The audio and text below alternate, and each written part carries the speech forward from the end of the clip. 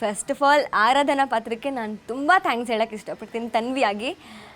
Because ಆರಾಧನಾ ನಂಗೆ ಎಲ್ಲ ಕೊಟ್ಟಿದ್ದಾಳೆ, name ಕೊಟ್ಟಿದ್ದಾಳೆ, fame ಕೊಟ್ಟಿದ್ದಾಳೆ. ಅಪ್ಪ ಅಮ್ಮನ ಸಪೋರ್ಟ್ ಇಲ್ಲದೆ ಹೊರಗೆ ಬಂದು ಕೆಲಸ ಹುಡ್ಕೊಂಡು ಕಾಂಟ್ರಾಕ್ಟ್ ತೊಗೊಂಡು ಮಾಡ್ತೀನಿ ಅನ್ನೋ ಜವಾಬ್ದಾರಿ ತುಂಬ ದೊಡ್ಡದು. ಅಲ್ಲಿಂದ ಏನೋ ಒಂಥರ ಫ್ರೆಂಡ್ಶಿಪ್ ಬಾಂಡಿಂಗ್ ಶುರುವಾಯಿತು. ಹಾಗೆ ಫ್ರೆಂಡ್ಶಿಪ್ಪಿಂದ ಬೆಸ್ಟ್ ಫ್ರೆಂಡ್ವರೆಗೂ ಬಂದಿದ್ದೀವಿ. ತುಂಬ ಕೋಪ ಇದೆ, ದ್ವೇಷ ಅಂತ ಏನೂ ಇಲ್ಲ, ಬಟ್ ಆ ಮನುಷ್ಯನ ಬಿಹೇವಿಯರೇ ಅದು, ಸ್ವಭಾವನೇ ಅದು ಮಹೇಶ್ ಸರ್ದು. ಹಾಯ್, ನಾನು ತುಂಬ ಚೆನ್ನಾಗಿದ್ದೀನಿ. ನೀವು? ನಾನು ಚೆನ್ನಾಗಿದ್ದೀನಿ. ಸೊ ಏನು ಸೀರಿಯಲ್ ವೆಡ್ಡಿಂಗ್ ಪ್ಲಾನರ್ ಆಗಿ ಫುಲ್ ಬ್ಯುಸಿನಾ? ಹೌದು, ಸದ್ಯಕ್ಕಂತೂ ತುಂಬ ಬ್ಯುಸಿ. ಇನ್ನೊಂದು 3 days ಆದಮೇಲೆ ಮನೆಗೆ ಹೋದ್ಮೇಲೆ ಫ್ರೀ ಇರ್ತೀನಿ. ಆರಾಧನಾ ಇವಾಗ ಒಬ್ಬರೇ ಬಂದು ಇಷ್ಟೊಂದು ದೊಡ್ಡ ಒಂದು ಏನು ವೆಡ್ಡಿಂಗ್ ಪ್ಲಾನ್ ಅನ್ನು ಮಾಡೋದಕ್ಕೆ ಸ್ಟಾರ್ಟ್ ಮಾಡಿದ್ದೀರಾ, ಎಷ್ಟು ಖುಷಿ ಕೊಡುತ್ತೆ? ತುಂಬ ಖುಷಿ ಆಗುತ್ತೆ. ಆ್ಯಸ್ ಅ ಇಂಡಿಪೆಂಡೆಂಟ್ ವುಮೆನ್, ಅಪ್ಪ ಅಮ್ಮನ ಸಪೋರ್ಟ್ ಇಲ್ಲದೆ ಹೊರಗೆ ಬಂದು ಕೆಲಸ ಹುಡ್ಕೊಂಡು ಕಾಂಟ್ರಾಕ್ಟ್ ತೊಗೊಂಡು ಮಾಡ್ತೀನಿ ಅನ್ನೋ ಜವಾಬ್ದಾರಿ ತುಂಬ ದೊಡ್ಡದು. ನಾನು ಈ ಜವಾಬ್ದಾರಿ ಜೊತೆಗೆ ರಾಜ್ ಕೂಡ ಸಾಥ್ ಕೊಟ್ಟಿದ್ದಾರೆ, ನನ್ನ ಬೆನ್ನೆಲುಬಾಗಿ ನಿಂತಿದ್ದಾರೆ. ಅದೊಂಥರ ರಾಜ್ ನನಗೆ ತುಂಬ ದೊಡ್ಡ ಸಪೋರ್ಟ್ ಸಿಸ್ಟಮ್. ಓಕೆ, ರಾಜ್ ಅಂತ ಹೆಸರನ್ನೇ ಚೇಂಜ್ ಮಾಡ್ಕೊಂಡ್ಬಿಟ್ಟಿದ್ರೆ, ಯಾಕೆ ಸುಶಾಂತ್ ಚೆನ್ನಾಗಿರ್ಲಿಲ್ವಾ?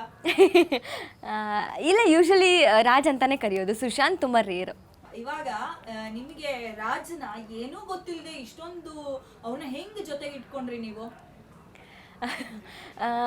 ರಾಜ್ ಅಂದರೆ ಆ್ಯಸ್ ಅ ಫ್ರೆಂಡ್ ಆಗಿ ಬಂದಿದ್ದಾರೆ, ಅಂದರೆ ನನ್ನ ಕಡೆಯಿಂದ ಏನಿಲ್ಲ.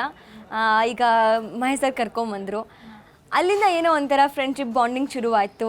ಹಾಗೆ ಫ್ರೆಂಡ್ಶಿಪ್ಪಿಂದ ಬೆಸ್ಟ್ ಫ್ರೆಂಡ್ವರೆಗೂ ಬಂದಿದ್ದೀವಿ. ಓಕೆ, ಈಗ ನಿಮ್ಮ ಬೆಸ್ಟ್ ಫ್ರೆಂಡು ವೆಡ್ಡಿಂಗ್ ಪ್ಲಾನ್ ಮಾಡುವಾಗ ನೀವು ಹೇಳೋ ಪ್ಲಾನ್ಸ್ಗೆಲ್ಲ ಓಕೆ ಅಂತಾರಾ? ಹೌದು, ಯಾಕಂದರೆ ಇಂಟೆಲಿಜೆನ್ಸ್ನಲ್ಲಿ ನಾನೇ ಸ್ವಲ್ಪ ಮುಂದೆ ಇದ್ದೀನಿ ಈ ಥರ ವೆಡ್ಡಿಂಗ್ ಪ್ಲಾನಿಂಗ್ಸಲ್ಲೆಲ್ಲ. ಸೊ ಹಾಗಾಗಿ ನಾನು ಏನು ಹೇಳಿದ್ರು ರಾಜ್ ಕೇಳ್ತಾರೆ. ಓ, ಇಷ್ಟೊಂದು ಕಾನ್ಫಿಡೆಂಟ್. ಓ ಎಸ್. ಈ ಕ್ಯಾರೆಕ್ಟರ್ ನಿಮಗೆ ಸೀರಿಯಲ್ನಲ್ಲಿ ಎಷ್ಟು ಸ್ಪೆಷಲ್? ಫಸ್ಟ್ ಆಫ್ ಆಲ್ ಆರಾಧನಾ ಪಾತ್ರಕ್ಕೆ ನಾನು ತುಂಬ ಥ್ಯಾಂಕ್ಸ್ ಹೇಳೋಕ್ಕೆ ಇಷ್ಟಪಡ್ತೀನಿ ತನ್ವಿಯಾಗಿ. ಬಿಕಾಸ್ ಆರಾಧನಾ ನಂಗೆ ಎಲ್ಲ ಕೊಟ್ಟಿದ್ದಾಳೆ, ನೇಮ್ ಕೊಟ್ಟಿದ್ದಾಳೆ, ಫೇಮ್ ಕೊಟ್ಟಿದ್ದಾಳೆ. ಏನಂತಾರೆ, ಎಲ್ಲನೂ ಎವ್ರಿಥಿಂಗ್. ಒಂದು ರೆಸ್ಪೆಕ್ಟ್ ಆಗಿರ್ಬೋದು, ಪ್ರೀತಿ, ಕೇರಿಂಗ್. ಬರೀ ಜನರಿಂದ ಅಂತಲ್ಲ, ನನ್ನ ಸುತ್ತಮುತ್ತ ಇರೋ ನನ್ನ ಫ್ಯಾಮಿಲಿ, ನನ್ನ ಫ್ರೆಂಡ್ಸು. ಆ್ಯಂಡ್ ಏನೋ ಇವಳಲ್ಲಿ ಒಂದು ಟ್ಯಾಲೆಂಟ್ ಇದೆ ಅಂತ ಗುರ್ತಿಸೋಕೆ ನಾನು ಆರಾಧನೆಯಿಂದನೇ ಗುರ್ತಿಸ್ಕೊಂಡಿದ್ದು.